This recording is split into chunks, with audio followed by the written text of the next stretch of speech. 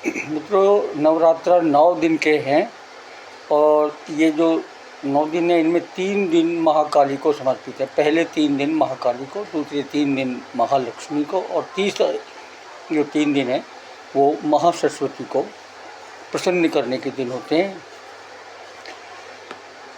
तो पहले 3 दिन में सबसे पहले दिन भगवान विष्णु क्षीर सागर में सोए रहते हैं। उनकी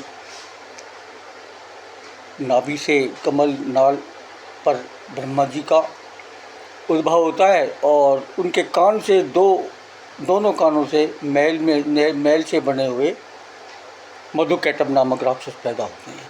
ब्रह्मा जी सब तरफ देखते हैं, आश्चर्यचकित रह जाते हैं, क्या करूं क्या नहीं करूं, ऐसा वो विचार करने लगते हैं। फिर थोड़ा तपस्या करते हैं भगवान की कि मुझको ज्ञान दे, मुझको क्या करना है। ये इतने मतलब काफ़ी समय गुजरने के बाद में वो मधुकैटभ बड़े हो गए। वो आए और उन्होंने उनको तंग करना शुरू कर दिया तो घबरा गए और उन्होंने विष्णु भगवान की पूजा की और वो भगवान कृष्ण की नींद्रा देवी ने उनको छोड़ा और मधुकैटभ को उन्होंने 5000 साल तक का, ऐसा वर्णन है कि 5000 साल तक युद्ध किया और उनको मार दिया। ये पहले अध्याय में पहले दिन की मतलब ये स्तुति है महाकाली की। पहले दिन की निद्रा देवी को महाकाली के रूप में मानकर, और दूसरे दिन और तीसरे दिन, दूसरे दिन ये देवी देवताओं को परेशानी होती है महिषासुर से।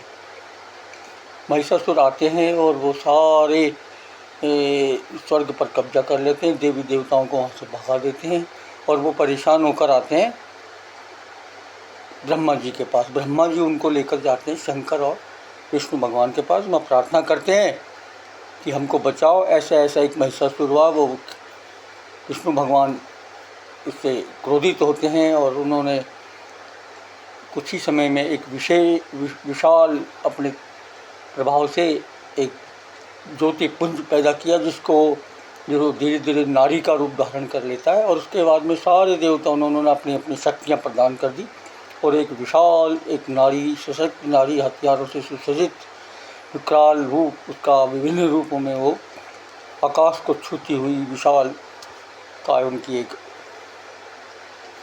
व्यक्तित्व दिखाई देने लगा। तो वो अट्टहास किया जब उन्होंने देवी जी ने, तो वो महिषासुर वगैरह सब घबरा गए राक्षस, और उन्होंने भी अपने आप को सुसज्जित किया और वो उनसे टकराने के लिए आगे। काफ़ी युद्ध होता है, बड़े बड़े सेनापति उनको हमला करते हैं, देवी उनसे बचाती है। आखिर वो महिषासुर आते हैं, रूप बदल के विभिन्न रूपों में उन्होंने हमले किए और देवी जी ने सबको निष्फल करते हुए ऐसा वार किया कि वो जो ही महिषासुर का भैंसे का रूप धारण करके आने लगा तो उनकी गर्दन पर वार किया और वो मारा गया।